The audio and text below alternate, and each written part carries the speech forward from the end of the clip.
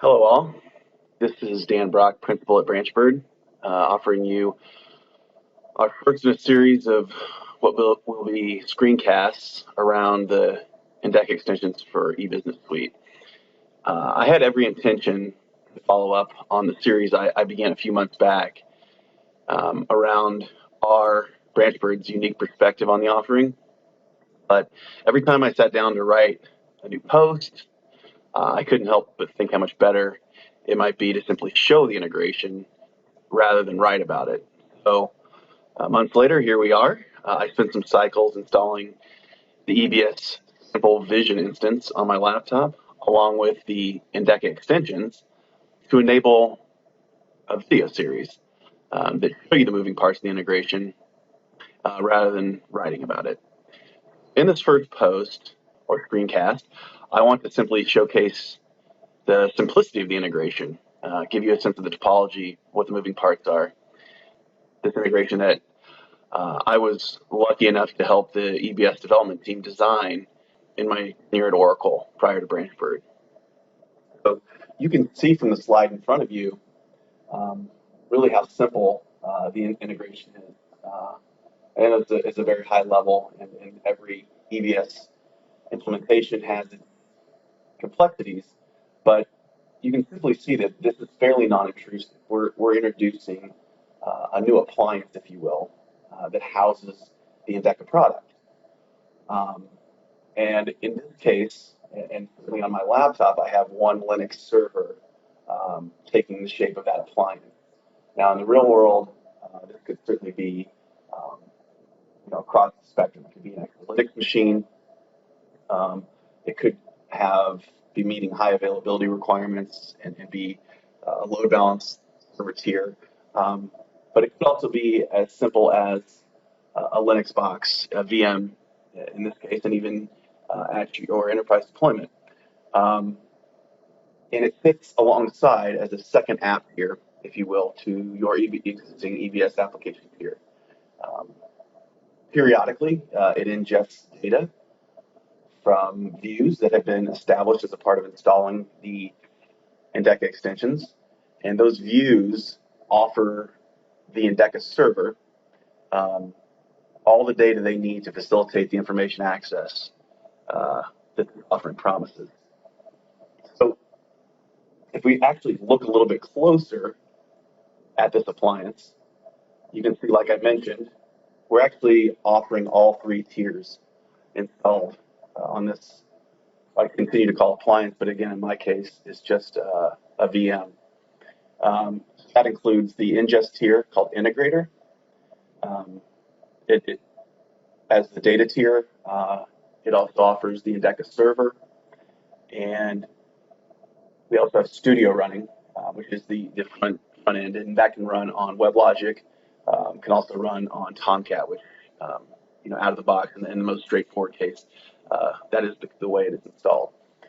This slide actually tries to illustrate is that for the product families within EBS, an offering has been built for, we actually have carved out something on each tier of the Endeca product. On the Studio tier, again, the front end, we've built what's called a quote-unquote community.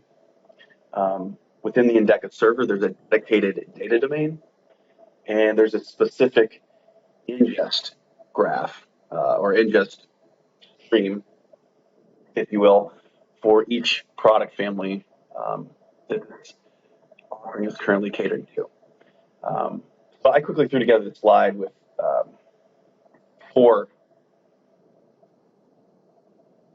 applications, Endeca applications side by side, one for iProcurement, one for EAM, Enterprise Asset Management, and one for HCM, Human Capital Management. And then in gray, I kind of have an undetermined 4th application just to illustrate that obviously this is going to continue as we choose to add more and more of these offerings into our installation. Now, back to the 3 tiers here. We have an EBS application tier, an EBS database tier, and our Endeca server, or our Endeca tier. And if you actually look here on my Oracle VirtualBox Manager, I actually have three of those running. I have a VM running for the database, a VM running for the EBS Applications here, and I have an Endeca running here called OEID for EBS. So again, just to take a little bit closer look at these VMs, really there's nothing really special to it. It has the expected installation here for the EBS applications here. Everything you would expect is here installed under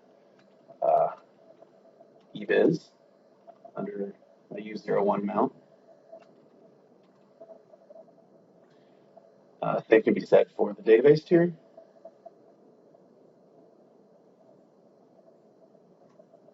Again, everything installed under U01 mount. Very vanilla installation of the EBS Vision data. And last but not least, my Endeca server,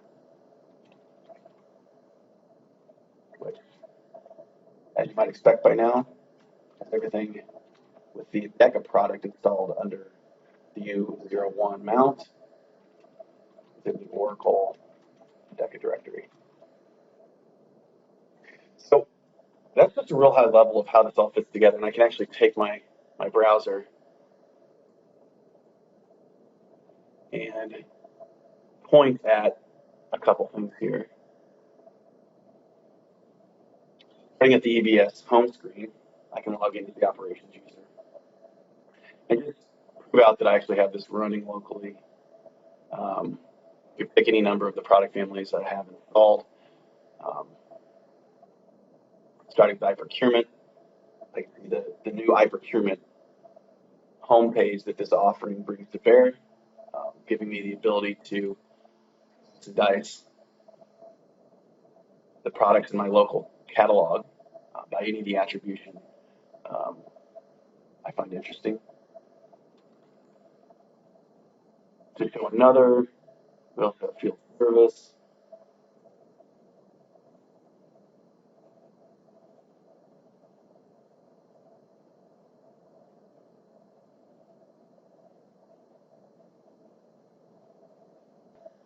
All I've really done with the installation of my EBS extensions is for certain responsibilities on certain menus, I basically created new pages that use what's called a rich content container. And that rich content container really serves an iframe by which to wrap the studio pages that you see here. So if I actually drew a box around it, you actually see all of this content in the middle is being served across the same web tier, but from two different application servers. So both application tiers are in play for both EBS and Endeca. So this is the Endeca Studio page. And I could actually show you a little bit more of how this plays out by pointing my browser directly to it.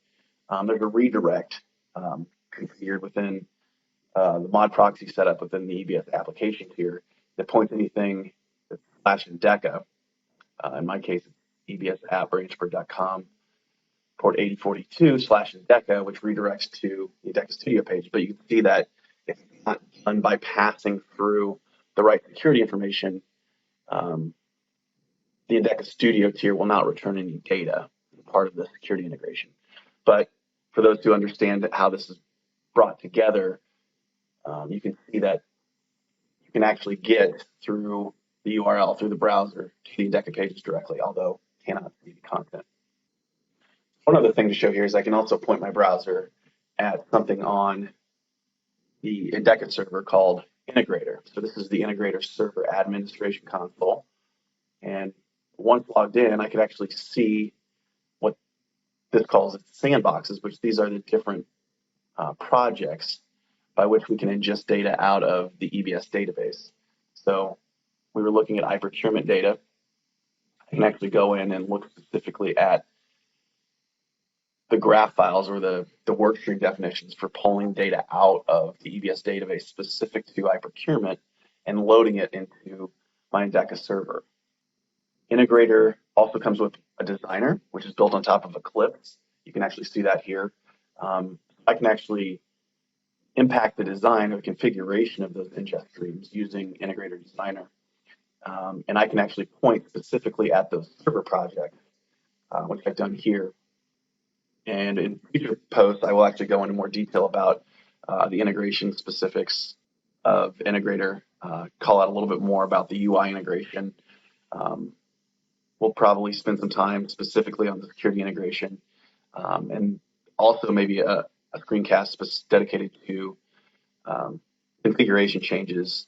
Once you have this deployed out of the box, you might want to introduce things like new fields, introducing things like push tuning, things that might improve the user experience in terms of how the front end is laid out that could maximize your value on this offering. So with that, I'll conclude today's screencast, introducing what I have running here, the overall topology, and look forward to discussing more of the details with you in future screencasts. Thank you very much.